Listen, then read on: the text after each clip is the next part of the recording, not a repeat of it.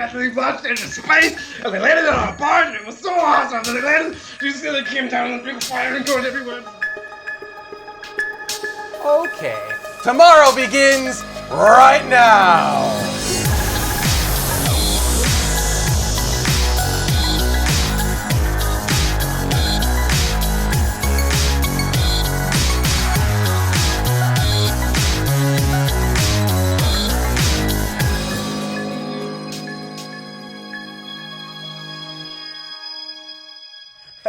And welcome to Tomorrow, Season 9, Episode 12. Nothing from you guys.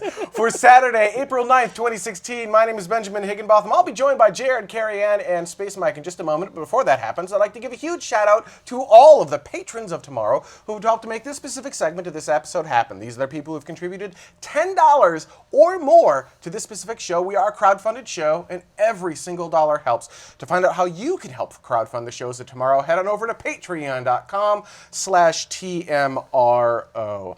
It was a fairly slow news week, so Yeah, no. I don't know. Anything you want to talk? Just start with I'll just Mike. throw it I'm to sure you, he's Space got Mike. You got something. anything to talk about this week?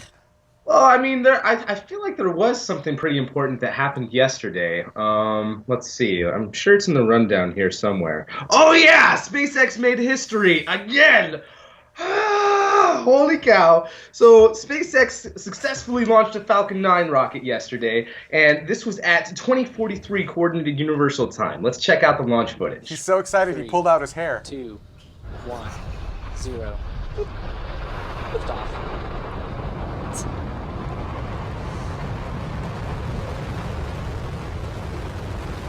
Falcon 9 is low to towers.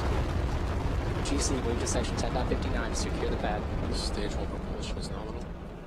So like I said, this took place on Friday, April 8th, and this was launching their 8th commercial resupply Dragon capsule filled with cargo and experiments bound for the International Space Station. Many space enthusiasts remember the last attempt that SpaceX made launching a Dragon capsule to the International Space Station on CRS-7, when the second stage exploded during flight. But on this flight, CRS-8, you could almost feel the sigh of relief when Falcon 9 successfully went through main engine cutoff and second stage ignition. And for all the entire part of the ascent of the launch went successfully. And probably the part of this flight that will be remembered for the longest time is, of course, the successful landing of the Falcon 9 first stage on the drone ship at sea, titled "Of Course I Still Love You." And many said it couldn't be done, but SpaceX did it. Footage of Course I Still Love You, our drone ship, waiting for where's the engine? Slow it down, lights are deployed.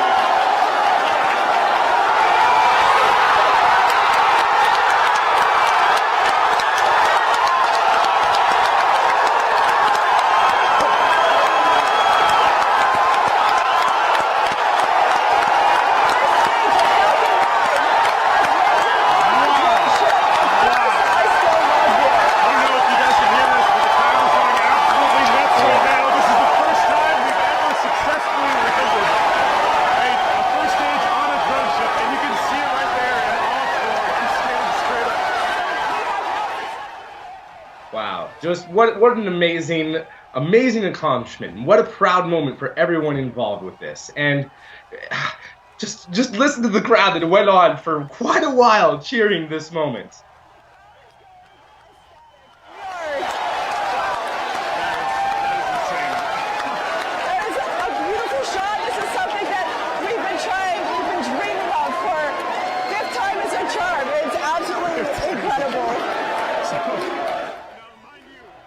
Oh man, so amazing, and this changes so much.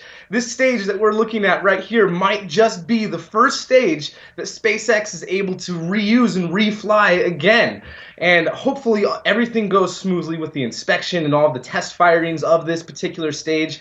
And oh my goodness, hopefully the price will go down like they projected, and just everything will go great. And just such a huge moment. I do need to mention, though, that notably on this flight, probably the biggest high-profile payload on the Dragon capsule was Bigelow's Expandable Activity Module, or BEAM, which over the coming weeks is going to go through quite a bit of testing as it's being birthed to the International Space Station and expanded and going through its whole gamut of tests. So very exciting, and we'll be reporting on that as that happens. Dad Dog had an interesting question, which was, how high were the seas? Do you happen to know that? I do not. I don't know. I would have to do some research on that, but I have no idea how high the sea levels were. I You could saw. even see in the footage there, the drone ship kind of tilting back and forth, and it was still able to stand up. And actually, when I was watching it live, the people I was with asked me how it was able to do that, and I figured because most of the weight's at the bottom there with the engines and whatever remaining fuel is left over. So I very read cool. on the weather report in the morning that the seas were 6 to 8 feet. Yeah, Space Ticket at 88 in the chat room is saying 1 to 3 meters. Yeah.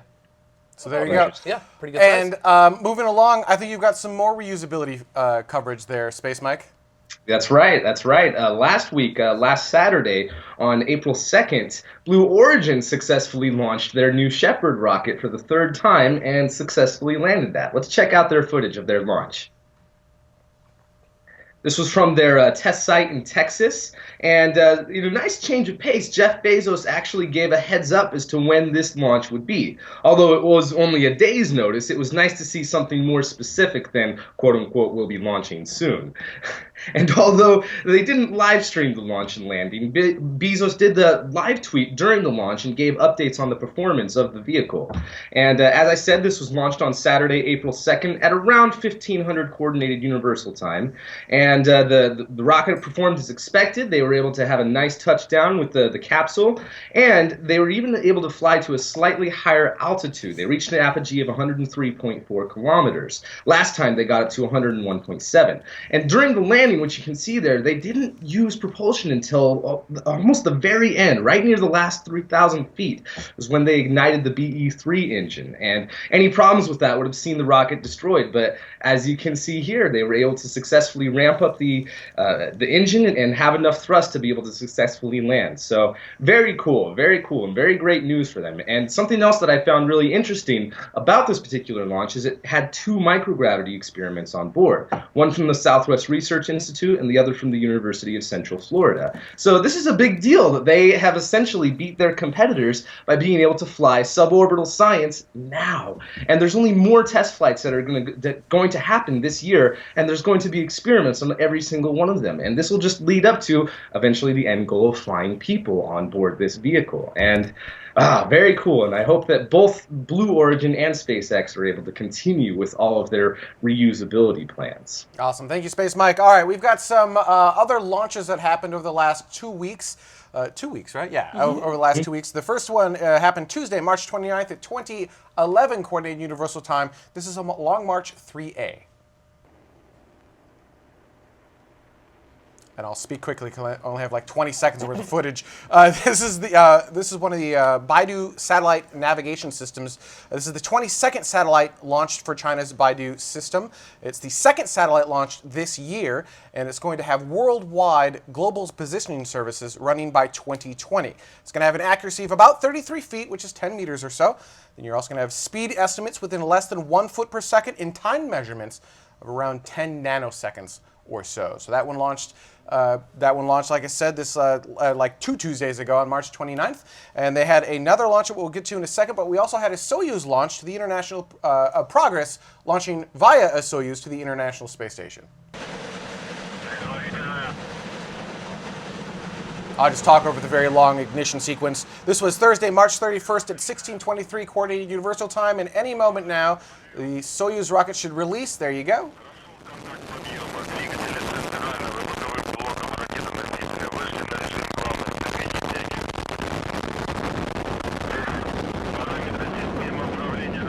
Beautiful ascent, sending the Progress spacecraft to the International Space Station. That is a uncrewed spacecraft that will autonomously dock with the space station. It's bringing 3,126 pounds of fuel, water, and supplies up there. Some, I almost said badly needed things. They're fine. They're okay. It's not like if the spacecraft was lost, be in any sort of trouble. But certainly, you still need to refresh the supplies on the space station. And one of the other things you need to resupply is the fuel. It's bringing up 1,190 pounds of fuel so that the International Space Station can help relift itself into a proper orbit, as well as do orbital maneuvers to avoid space debris. So somewhat important important for the fuel. It's actually going to be a very busy time at the space station because you guys know, is Cygnus still up there? Cygnus is still docked. So Cygnus still attached. It's still berthed. We've got attached. We're going to say attached. Berth is stupid. Okay. So Cygnus is still attached. It is. Cygnus is still attached. We've got the Progress attached to the space station tomorrow, I believe. Yes. And then we've got Dragon going up, which will be attaching in just a few days. So they'll have 3 And we have 2 Soyuz right now, I believe. Yeah, so we've got 3 active spacecraft, and then the 2 Soyuz are not active, right? They're in passive mode, I believe. Yes. They're just kind of recovery, oh my gosh, we need to get out, kind of thing. Lifeboats. So, yeah, lifeboats. So they need to have enough lifeboats for the 6 astronauts on board the International Space Station. That's what the 2 Soyuz do. But then you've got 3 more active spacecraft up at the International Space Station sometime early next week. That's when all of that will be happening. So really good on them for being able to figure out how to juggle all of this. What a huge monumental task of maintaining all these different spacecrafts at the same time. Lots of logistics involved. Logistics. That was the word I wanted. Thank you. All right, and finally, I mentioned China had another launch. They had a LongMarch 2D on the Shijian 10. Here you go.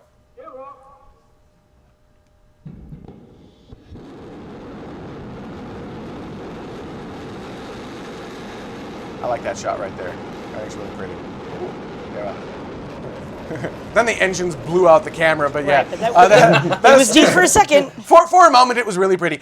Tuesday, April 5th at 17:38 Coordinated Universal Time, that's sending up a suite of 19 microgravity research experiments. It's going to be investigating fluid physics, easy for me to say, combustion in space, material science, biotechnology, and the effects of microgravity and radiation on plants and animals.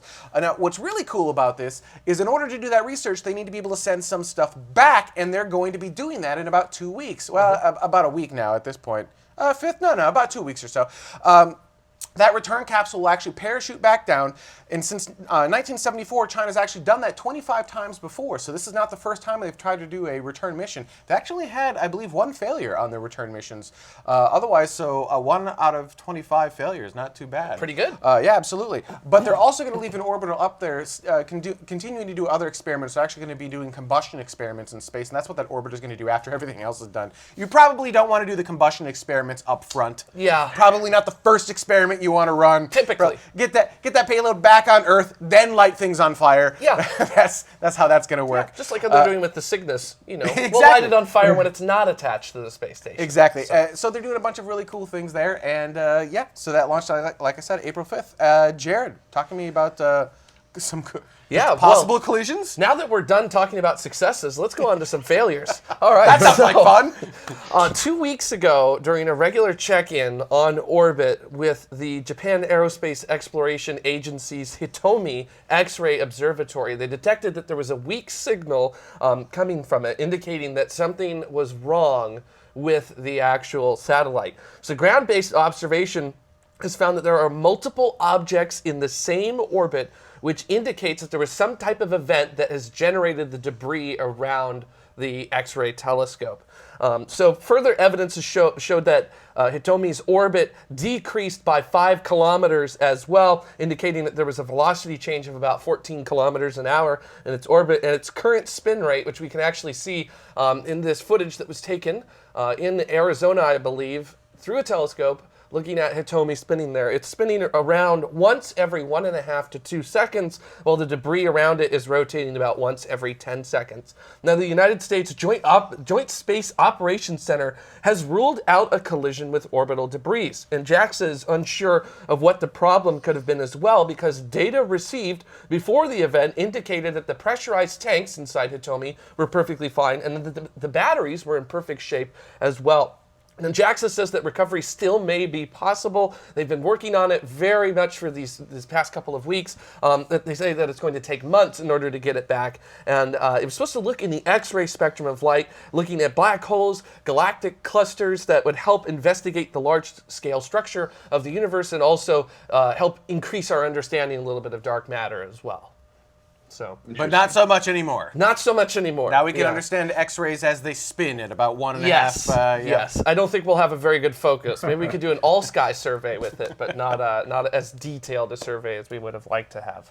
Speaking So of since the tanks and the batteries are fine, do you have any theories as to what might have happened? Maybe like a thruster firing or something like that? Well, they were fine. They were fine. They That doesn't were mean they fine. still are fine. Yeah, all the telemetry up until the loss of telemetry said that everything was okay. So honestly, to me, it sounds like some type of either a pressurized tank ruptured or a battery exploded. So we don't know. So.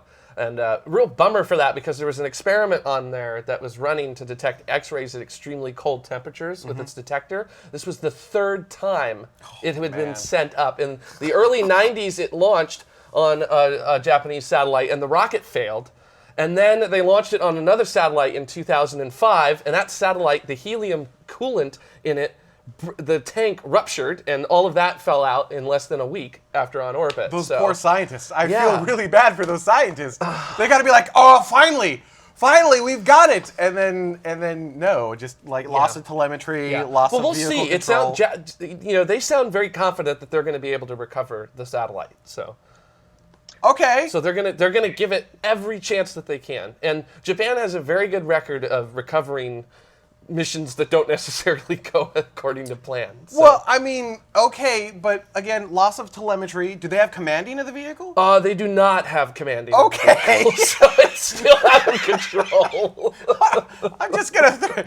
All right. Yeah. You never know. They could go. Oh, we figured. If they can get commanding to the vehicle, it's a different story. Yeah. Right. So I'm just going to be an optimist and say that hopefully they'll be able to, but the engineer in me is like, no chance. So unfortunately, it sounds like the mission's over. So. Didn't they just launch this too? Is this the same one that they launched back in February? Yes, it is. It didn't even have a month on orbit. It was supposed to last for 3 years as well. So, oops. Yeah, they were still in the. Goes out to you, they were even still in the commissioning phase too. They still were not actually taking in data with the spacecraft. Yes, so. Hunter says Jackson projects confidence, but there's 0 chance on this one. Yes. There's never 0 chance. Just like there's never 100% chance either. Those two ends don't actually truly exist. Yeah. But 0.0001% chance is what. Again, it all changes if they get commanding or telemetry.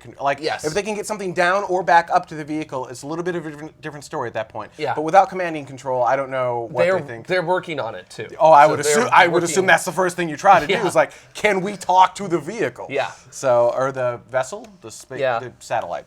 All right, and Unfortunately. let's talk about more explosions, Yes, Jared. why not? We're just ending off the news with like Space explosions. a space destruction derby going on potentially, but we don't know about this one because there's lots of conflicting information about this one now, which is that a couple weeks ago, some interesting imagery came out showing the upper stage of the Proton launcher used to send ExoMars trace gas orbiter to Mars. And let's take a look at what that actually looked like. So here it is here. Now, there was some confusion about what is actually in this image because people thought we were looking at ExoMars with the upper stage there. That's actually just the upper stage. So it's been confirmed that the imagery we have here is just the upper stage. And that appears to show what, from my just Yahoo on the Street assessment, is a big cloud of debris around the upper stage. Now, that upper stage is known as a Breeze M. Why is there a big cloud of debris around the upper stage? Well, satellite watchers who I would describe as experts on things like this suggest that the Breeze M went through an energetic event, perhaps. An energetic. There are never explosions, by the way. There's Yeah. always a rapid unscheduled disassembly or an energetic event. Yes. Space is awesome. So, luckily it did that after detaching from the ExoMars Trace Gas Orbiter. Now, an initial check-in with the ExoMars Trace Gas Orbiter shows that everything is okay with it. None of the instruments were damaged or anything like that. And Breeze M upper stages have exploded before, previously in 2007, 2012. No, they've had energetic events. Excuse me, energetic events in 2007, 2012, and actually earlier this year in January, one that was launched last year went kablooey as well. However, Roscosmos chief Igor A. Komarov says that this is merely speculation and that the Breeze M upper stage did not suffer a catastrophic energetic event. Now, he notes that telemetry showed that the collision avoidance maneuver, so basically burn your engines so you don't run into the spacecraft, he showed that worked. Also, the passivation of the upper stage, basically vent all of your fuel overboard, worked as well. And some are suggesting that what you're seeing there are what's known as hot pixels, which are basically dead pixels that show up really brightly instead of That could dark. be. That could be it. That could be. They didn't have a pixel janitor. Yeah, but when you have a good track record of exploding upper stages, it's a little difficult. They don't explode. So. They have rapid, unscheduled disassemblies. Or energetic events. That's very true. It was brought up in the chat room, and I didn't do, none of us wrote this down in our show notes, but I'm going to throw this one at you really quickly. Yes. Kepler is in emergency mode. Yes, Do you there's know anything also about that too. one? Yeah, the Kepler Space Telescope, they went with their usual check-in on Thursday just to make sure hey, the how's it spacecraft's going? fine. Hey, how you Kepler doing? went, ah! Yeah, Kepler was like, something's wrong! So I haven't heard any updates about it, but we know that Kepler has broken reaction wheels, which is not a good thing to have. And reaction wheels is what you use to point your spacecraft in the correct direction. So they've been using this interesting system where they actually use pressure from sunlight reflecting off of certain parts of the Kepler Space Telescope, so that way it can stay pointed very precisely as it drifts looking through the sky. But yeah, it's in emergency mode and nothing's been said since then, and that's not good because there's already a lot of things that are broken on Kepler that you don't want to have broken on your spacecraft. So, but hey, they're going to try to recover it. Jared, so we'll I feel see. like the news was reversed this week, where Mike and I got to be like, "Oh my God, these impossible things happened," and now you're usually like, "We're going to do these impossible things," Yeah. and then this week it was, you're right, and then this week you Yeah. were like, "All of these normal things are failing." Yeah, everything's going. Everything's going wrong. We're having energetic events left and right. No, energetic events. Meanwhile, how are you emergency. doing, Carrie Ann? Yeah. Yeah. Anything from the chat room before we go into break? Yes. Yeah, I mean, chat room's been all over the board. They, of course, were asking about Kepler, so I'm glad you managed to keep that or catch that a little bit. There were a couple of questions about Mike, do you have any ideas what the G's were on descent for the Blue Origin vehicle? Let's see. No idea. I can only speculate based on what information they gave of how fast they were going and what altitude they started their burn at. But I have no idea. They as far as I know, I haven't been able to find telemetry data like that from Blue Origin. I heard 5 Gs is what they were decelerating at, Okay. roughly. I have no idea. So, yeah, but no, that's just what that's I heard. I impressive. can't verify that. Yeah. So. And then there was Jay Quack was saying that it's his or her first time tuning in live, and it's hard to keep up with the live show and the comments, but we somehow managed to make it look easy. No, they just threw an entire person at it, so it's okay. Don't worry about it. That is indeed what we do. She does nothing but comments. That's why I'm always head down. Really, I apologize really for hard.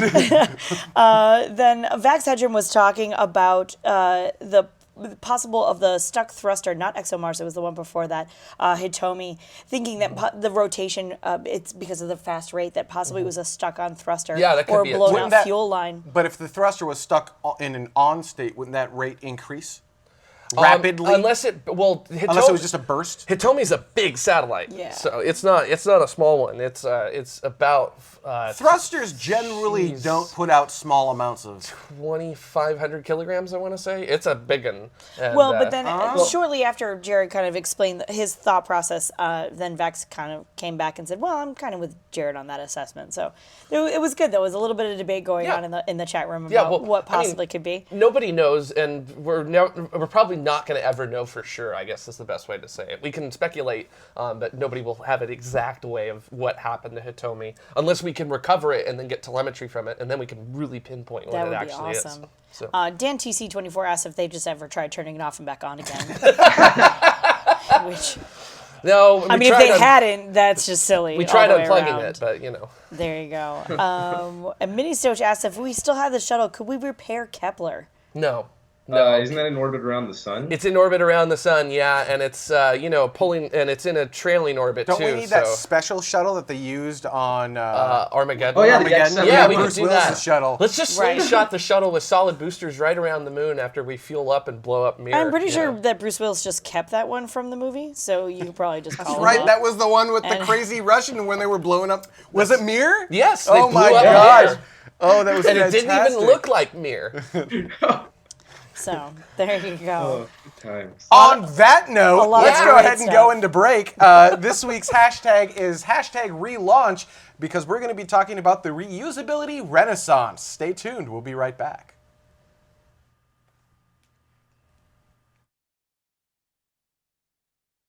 Look into her face, determination in her eyes.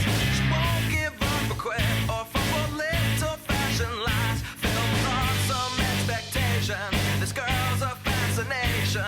Nothing in her way will keep her from her destination. 'Cause she's fire walking, she's fire walking. When it's hot, she keeps on moving, her heat keeps on improving. Yeah, she's fire walking, she's fire walking to be free.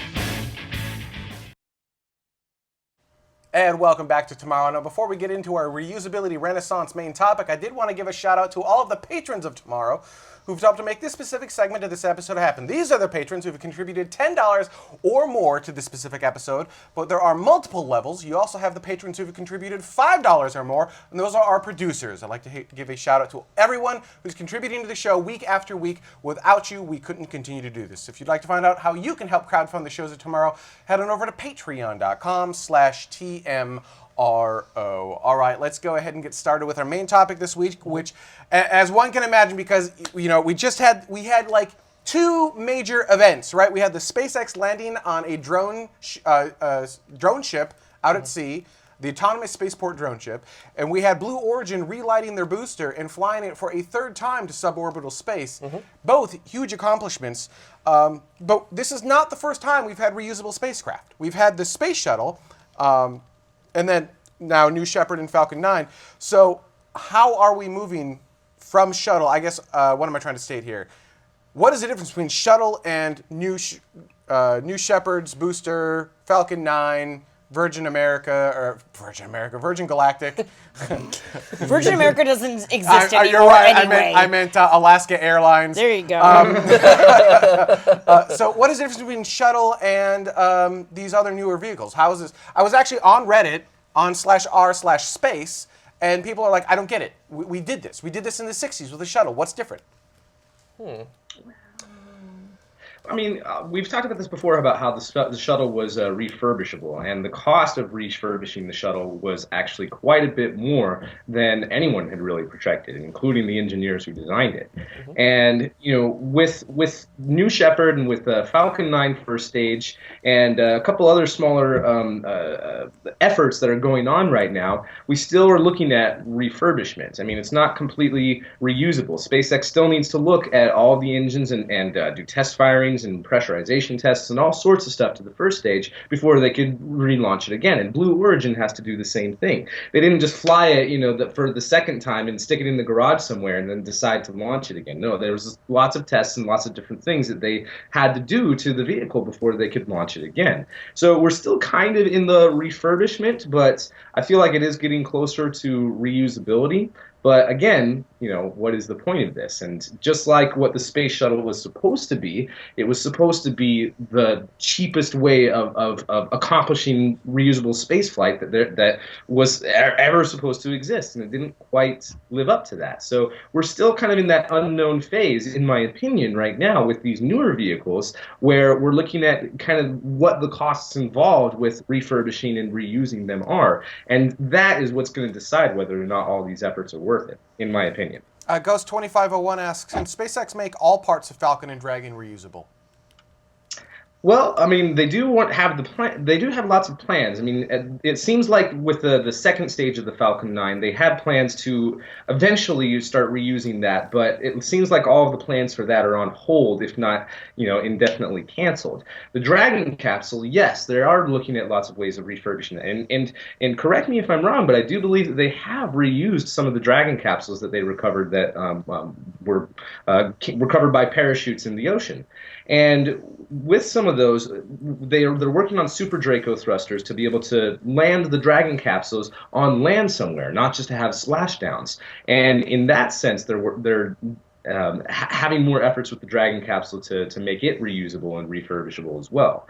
And lots of different work has been going on that, and eventually the goal to have all of the elements be reusable. But as of right now, just the first stage and the Dragon capsule is what's being worked on. So are we there? Are we at the reusability renaissance, right? Are we away from refurbishability, and are we now at a time, I mean, because it's not just SpaceX and Blue Origin, you've also got Masten Space Systems, although the key difference there being they fly really small things and they haven't even gone to suborbital space. I'm looking at you, Dave Masten.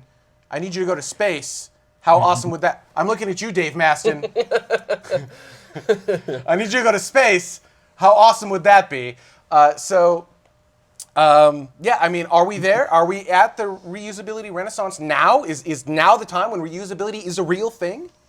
I feel like we're in the opening stages of that potentially coming on. But like I said on Twitter yesterday, the real revolution isn't happening right now. The real revolution is going to happen when the rapid turnaround actually starts to happen. When you can land that first stage booster, bring it back into the Cape, and then have it ready to go the next day, refueled and ready to fly. Dave Masten does that now. That's when the big revolution in terms of bringing those costs down, which is the overall goal of full reusability or even partial reusability, is to bring those costs from way up there to maybe like right here. But Masten Space Systems does that today. He can turn around. He can turn around same day. He can. Like he can launch twice he won the Northrop Grumman Lunar Lander. What do we call that thing now? Northrop Grumman Lunar Lander X Prize Challenge. Thank you. Thank All you. of No those problem. words. Yes. He won that doing exactly that. Yes. But why do we count that? Why is that not counted in the list of things? I don't know why we don't count that. That is a very important thing because they're gathering a lot of data on what it's actually going to take in order to get your rocket ready to go again. And they're showing what rapid reusability looks like. But of course then comes the idea is, well, what are you doing? Are you doing test flights or are you actually delivering payloads? So I guess that's where the differentiation occurs at. And the whole boundary of space is a big thing too, because there were other vehicles in the past that were similar to a lot of Masten's projects. I mean, we had DCX, we had I just had it on the tip of my tongue, rotary rocket, and those did have atmospheric flights. They did have atmospheric test flights, but none of those vehicles did get past the boundary of space, including some of the small-scale tests of the X-33. And that, I think, is kind of the big qualifier in a lot of people's minds, especially in the space enthusiast community, is did they reach the boundary of space? And you have Blue Origin doing that with suborbital, and that's great, but everyone's looking at being able to have orbital launches. And the big deal with the SpaceX Falcon 9 is being able to have an orbital rocket that can send up quite a bit of payload into space. So is that, I mean, the rockets are the rockets crossing the 100-kilometer mark? They are, aren't they? The first stages are crossing that mark, right? Yeah. Is that Yes. kind of what we're defining then? Is that Well, 100 kilometers, the common line is space. That is the official. No, I know, but is that what we're accepted defining as definition. like, okay, this is when it's a big deal, is once we've gone past that, and anything below that is like, okay, that was neat, but that's still in the air? No, I still feel like even like what with Masten is doing, it's still very important because you have to gather that data and everything. And just because Masten is doing it on the small scale doesn't mean that it's not as important. It's just that maybe they're not moving as rapidly as we would like them to move, or maybe they're not moving on to more complex vehicles like we would like them to for now. I'm going to throw it to the chat room, and then I'm going to come back with a Virgin Galactic question. Is there anything chat room wise? All kinds of fun things. You sound angry at them. Like, No, it's why do they keep saying things? sort of it's a carrying lot so much work. to keep track of. Let me see. Blah blah blah blah blah. Let's all look at our screens. Yeah, let's Awkwardly. totally do that. You're being yelled at by calling it a ship, not a barge. Didn't Elon say Somebody said it's something not to- supposed to be I don't know. Hunster corrected Johnny Boy saying, as Musk said, it was a barge, but it's been refitted enough to self-propel, so you can call it a ship. Did I call it? Who called it a barge? I don't know. Okay. I can't keep track of everything. I think I called it a drone ship. It's a thing. That could be that. Let's see. Green Jim is wondering if you really are a Dave Masten fan, because, I mean, you kind of are. Yes. Yes, I have a man crush on Dave Masten, but, and I think everyone knows that, but I really would love to see him, and I know he's working on some really cool things, but I would love to see his crafts go beyond the bounds of Earth's gravity. Yeah. How's that? There was a question about, can SpaceX make all parts of Falcon and Dragon reusable? I think in general you can't make absolutely everything reusable. Yeah, things like fairings, that's kind of a little difficult to do. Yeah. Yeah, because they're entering at hypersonic speeds, and they're also like not exactly optimized for flying. Right. I think I think we speeds, keep trying to compare it to, we keep saying an airplane, right? You fly an airplane from LAX to, LaGuardia, and then you completely take it apart and rebuild it, and you don't want to do that. Blah blah blah blah blah. It's not quite. I mean, that's the analogy. Yeah, but that's not But a that's great not analogy. quite where we're going with that. Yeah. Vax Hedrum corrected and said that we're all Masten fans anyway, so that's Yeah. totally fine. Emmer Tiger says, in a word, Ben, no, there's no finish line. It's going to be a steady progression of pushing the envelope to make it more useful, capable, and cheaper. Oh, that's a great. That's fantastic. I Yeah. totally agree. Yes, and And yes, Glacius- but we're starting to do that. We didn't. I don't think we pushed the envelope for like the last 30 years. Right. We had Shuttle, and we just kind of hitched everything on Shuttle and said, Shuttle, good enough. And I don't think anyone. settled. We settled for Shuttle, and didn't realize maybe we're actually capable of a lot more. Don't get me wrong, Shuttle is great, but I'm also very glad it's gone. Because now look at what we're able to do. Yes. I mean, obviously this is just the beginning of stuff, but it's super exciting, and it's multiple areas in that this is all happening. Yeah. And I think that's even more exciting that it's not just one company. Right. Blue Glacius is saying, and maybe another couple of years yet, they're still in the testing stage, which I think is something that you and I kind of had talked about a little bit. There's still just a lot of testing going on in terms of getting to that rapid reusability. All right, But so that's let's focus on rapid reusability, Yeah. because it's not That's- just reusability, it's rapid reusability. Yeah. Because we Right. constantly say that Shuttle is refurbishable, it wasn't reusable, it was very expensive to refly Shuttle.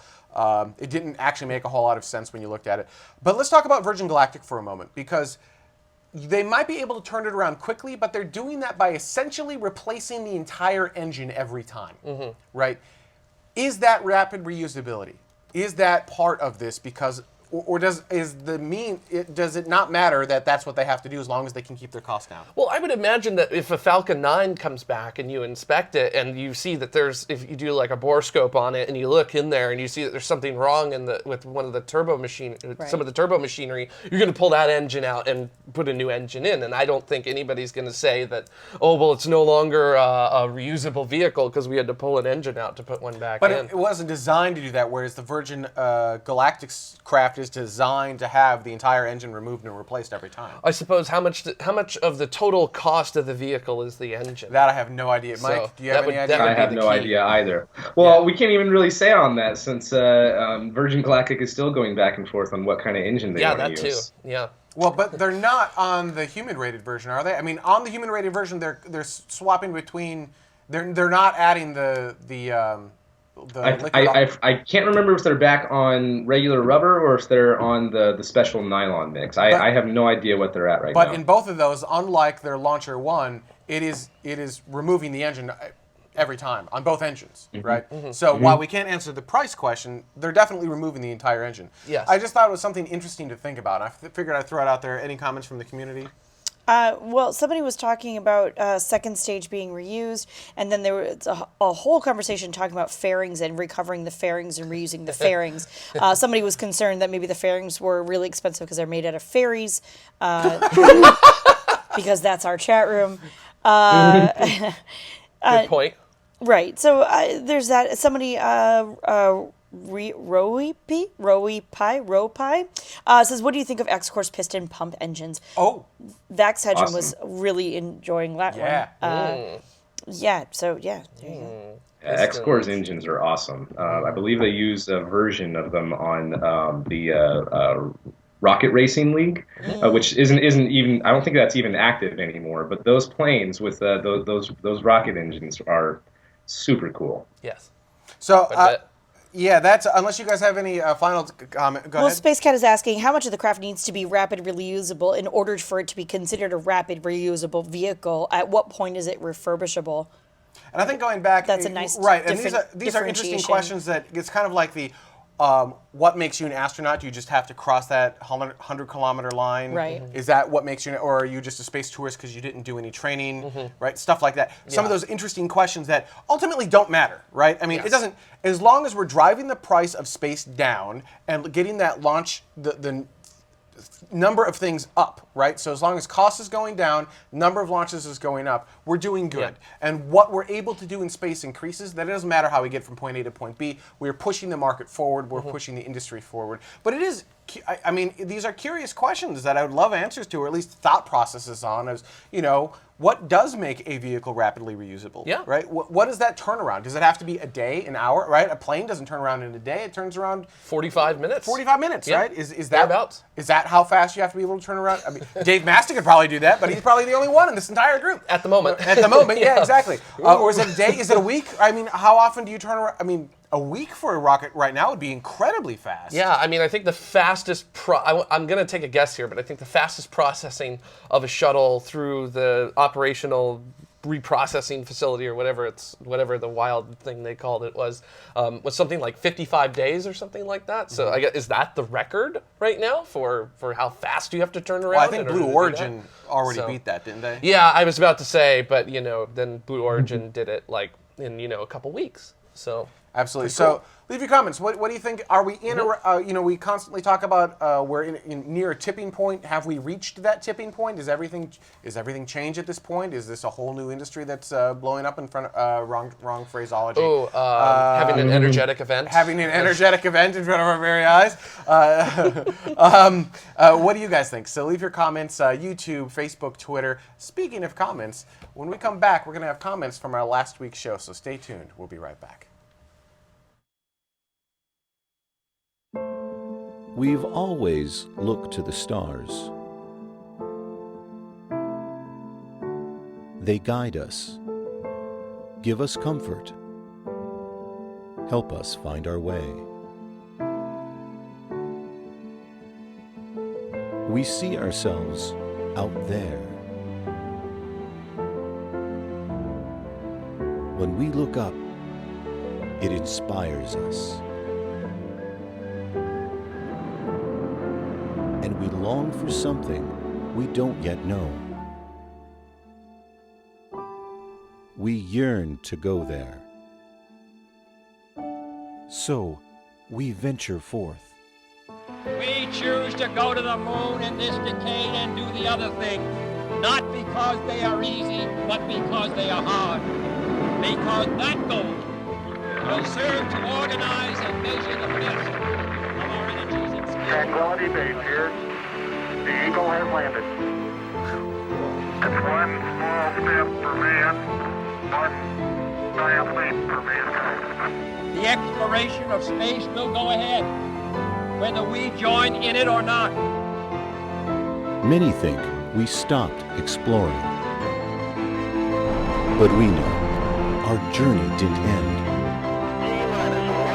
We've only just begun.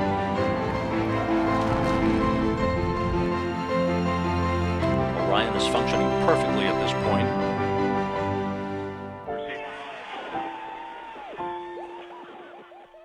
Come with us and explore tomorrow.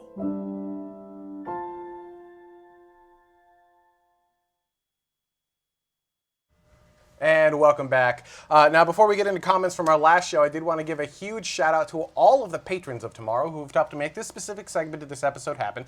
These are the people who've contributed $10 or more to this episode. We've also got our Tomorrow producers. There are people who've contributed $5 or more to this episode. We also have our Patreon Plus subscribers, and those people who've contributed $2.50 or more. They're also going to get, including everyone I just mentioned, access to After Dark as soon as we post it online. They're going to get access to the Hangouts when we have those, and exclusive content on our Patreon channel.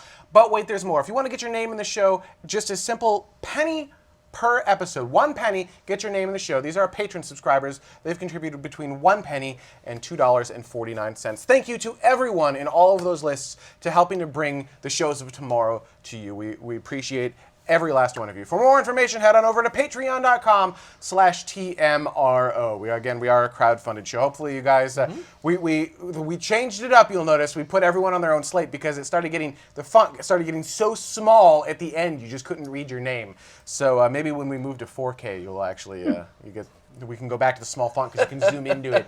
So, all right, let's go ahead and get started from our last show. The topic on our last show was, what is the International Space Station worth in 3 different colors? That's how you can tell it's important because the font has 3 different colors. There you go. Capcom, who's up first? This first comment comes from Aloha Milton off of YouTube. Aloha. I will say really quickly, this was a slightly longer version of this particular... That is an understatement. Yeah, it was... Milton had a lot of good things to say. I want to be very clear about that, but we shortened it up ever so slightly. A lot. Yeah, ever so slightly, like every other sentence. So, this is what we came down to. The value of the material and time invested in the collective effort to date is only part of the ISS overall worth. The International Space Station, of course. The International Space Station value is mostly an education for all parties. How do we do blank in space? The question is akin to, what is the value of the Wright Flyer, or what is the value of Luis Alvarez' education in physics? Economic value is not definitive, as it is always relative. In an example, you can't eat gold. So its value may be more than monetary. Yes. Yeah. Dude, I just summed up the entire The comment. worth could possibly be more than the worth, as it were. Yes. All right. I mean, yes, that could be. Inspiration is useful, right? Absolutely. Getting people inspired to do other great things. What you learn from it, knowledge is useful as well. Yeah. Yeah, absolutely. Very important. I agree. I don't know. See, the gripe I have that I didn't get. See, I built an entire. You know how a lot of people complain on Twitter, like they use social media just as their soapbox. Yes. I built an entire show for that. So you're watching it. So here's your soapbox. Now I'm back, and I can use my own show again. The thing with the International Space Station is it was supposed to have these really great experiments. It was supposed to have this centrifuge. We were going to learn all of this great stuff. It was the stepping stone to Mars.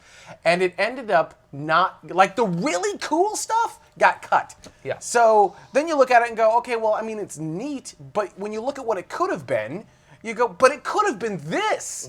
And that's what makes me sad. That's what makes me sad is the possibility for what it could have been. There you go. Same. Boom. Same. Next up. All right. This one comes from Tired. Tired. At least I'm going to say that's how I pronounce it. Tired. Tired. Also off of YouTube. The International Space Station is amazing. I agree that the end of life boosts it slowly to a graveyard orbit. After I wake up from my cryo sleep in 150 years, I would love to visit on my way between the L1 and L2 stations before I finally depart for the Mars colonies. You know, I feel like... Here. No. Yes. I knew Ben would hate this one. So I'm obviously the only one that disagrees. Look, it already is like old and smelly. I want the new space. I want the new hot. I want to, you guys can go on the International Space Station. I'll go ahead and fly on the Bigelow Space Station. Okay. I'm just saying, I'll get better accommodations. It will be less expensive. I get a better view and more space. Oh, and it's cheap. Yeah, I already said it was less expensive. So, boom. There you go. Okay. Yeah, sure. Does it cost more money, Ben? It does not cost more money. I was going to say. I was trying to say.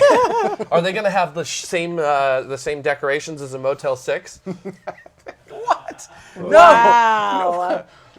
No. Wow. All right. Next one comes from Miguel Chafin, also off of YouTube. Let's please not talk about deorbiting the International Space Station until we've begun working on a replacement. No, because we didn't even do the cool stuff on the current International Space Station. And NASA has no plan for a replacement. Russia is planning a replacement. Europe is kind of planning a replacement. That's a valid point. Wait, hang on. China already has a space station up there. What? Yeah. Who, does it have to be the U.S.? You just said a replacement. There's already a space station up there. So, boom, done. Yeah. Which NASA is forbidden to cooperate on. Yes. So. They're not cooperating with Chinese space station, right? Yeah, they're NASA's forbidden. Yeah, right, exactly. Yeah. So silly. But didn't say it had to be NASA's space station. I mean, we are a single species, so humanity has another space station up there. They are adding more modules. China's doing cool things with their space station. So it will not be as big as the International Space Station, but that's not a requirement in that comment. So technically speaking, they can deorbit ISS right now, and that comment is still okay. That's right. All right, moving on. Technically speaking. Yep, Joker XXX, also off of YouTube. I don't hate the ISS. I'm sad. You do. I know. You're like the disappointed father. I'm the disappointed father in the ISS. That's exactly. I knew what it could have become, but instead it just didn't finish school. It's like it could have been a contender. It could have been somebody, but instead it's just a bum in orbit. It's just a bum in orbit. Exactly. Next. I can't wait for that GIF. You're welcome, Internet. Joker XXX off of YouTube says, that is a scary picture icon. I have always wanted to put the International Space Station in a lunar Earth orbit, using it as a short-duration transport with lots of living space. Fly an Orion capsule up to it with 7 astronauts and use the International Space Station to spread out and live in on the journey. Boom. BA 330. I don't need that. The space station, there's too much mass. There's so much mass. You mean volume or mass on the space station? Well, if we're going to boost the space station into a higher orbit, like lunar orbit, that's going to require a lot of energy to do that. I think a lot of people think that the space station's in space, and so it's really easy to move it wherever you want to go. Yeah. Not so much. No. It is an inopportune inclination to move it pretty much anywhere. So moving it to lunar orbit, while technically possible, highly unlikely and barely technically possible. Yes. Very slow. Yeah, that would be years. That if is not a decade. Yeah, and do you really want to be in like the 30-year-old ragged space station, or do you want to be in the hot new Bigelow station? I'm just saying. Just gonna throw that out there. Let's make sure the module. If Skylab was still around, I'd want to visit it.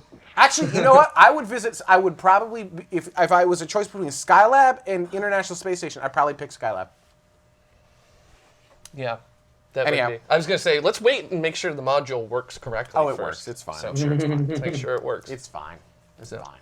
Next up. All right. Next comment, also off of YouTube, from Soren Schumann. Hi, Soren. I know you're in the chat room. Andreas Morgenson's short trip to the International Space Station actually made spaceflight a cool, hip topic here in Denmark. As I'm a Dane, I'm very thankful for that. Yeah, actually, all right. So I will say that inspiration is a good thing for the space station. So any inspiration that space station can get is a really cool thing. But you know, I look at this $150 billion structure, and then I look at what Blue Origin, SpaceX, and Virgin Galactic are doing, and I think the inspiration isn't from space station, it's from Blue Origin, SpaceX, and Virgin Galactic. I think we're inspiring more people with those 3 companies, far more than with the International Space Station. So I think from from an inspirational standpoint, ISS is not where it's at. All right. For now. Well, okay, for now, what do they have planned to ISS that is going to make people go, wow, that's awesome? I would say that the recent... Okay, that would do There's it. Yeah, cancer that would do research it. being done there. If they find a better treatment or even a cure for cancer, that would be a big deal. Yeah, absolutely. I mean, that's highly unlikely, but just throwing that out there, that would change a lot of people's opinion. One of the experiments that they're carrying on the Dragon is mice, and those mice are going to be doing muscle experiments to see if there's maybe some way that you can actually develop something mice lift-ups. Help that you can actually help people with ALS or muscular dystrophy and all these other issues that we have to contend with here. Little on Earth. mice hands on the barbells. Yeah, like that. They're gonna do some. They're gonna lift, bro. Lift, bro. All right, last comment. Capcom. This one comes off of Twitter, actually. Charlie Fox. At tomorrow, #ISSWorth. Could the International Space Station be built today without the shuttle? What combinations of current vehicles could get it done? Ooh. See, the only thing that I think that could be used now would be Proton and maybe Ariane 5 for some of the smaller modules, but most of the bigger pieces, we don't have anything unless like the Space Launch System was online, which it isn't, but yeah. Right. Yeah, you need to wait for Space Launch System to come online for that. Yeah, that would be very tough. Yeah, but you know, Well, wait. Maybe Falcon Hang on, Heavy? no, I think, wait, let's change the question a little bit. Sure. Could the International Space Station be built today with today's technology? Not necessarily, so let's use inflatable HAB technology, or expandable. Expandable. Expandable, I said Expandable I hate it when people call it inflatable too. So expandable HAB technology, right? So Do you want to expandable explain the HAB, difference really quick? one expands, one inflates. One. Well, it's not. We're not blowing it up like a balloon. Okay, Right? thank you. So you're not taking like the Bigelow station that's going, or the Bigelow module that's going up there. They're not like adding air to it, and it's blowing up like a giant balloon. It's kind of expanding to its final volume. I almost said mass. Wrong. It's Almost kind expanding of like to its when final something's volume. vacuum packed to a certain extent, and then you crack that seal, and the whole thing just sort of goes. It expands to its original shape. How was that again? It's like. Gross. Let's not do that again. Okay, well, that was a little juicier than normal. Okay, Sorry. so let's change the question. If we are using expandable modules, because that's part of the problem, right? Is you don't have anything that can take something that large up, but maybe we don't need something like that. So Delta IV Heavy, Yeah. Yeah, I Atlas forgot that. V Heavy, Delta IV Heavy, expandable module. Now can we do it? Yeah. I think we could with Delta IV Heavy. We could. So, as long as maybe you can get a little bit bigger of a fairing on there. Maybe.